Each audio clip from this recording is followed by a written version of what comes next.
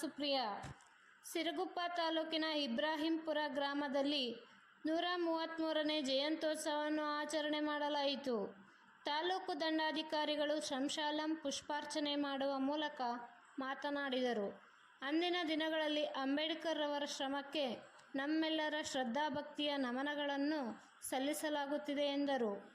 ಈ ಸಂದರ್ಭದಲ್ಲಿ EO Pavan Kumar, S Dandappanavar, B Rajeshwari, M Pampavathi, Chalavadi ಮಹಾಸಭಾದ ತಾಲೂಕು ಅಧ್ಯಕ್ಷರಾದ ಬಿ ರಾಮಣ್ಣ, ಮುಖಂಡರಾದ ಆರ್ ರಾಮಣ್ಣ, ದರಗಪ್ಪ, ನಂದೀಶ್ ಇನ್ನಿತರರು ಉಪಸ್ಥಿತರಿದ್ದರು. Trikalavani TV 12 news reporter Srinivas Nayak.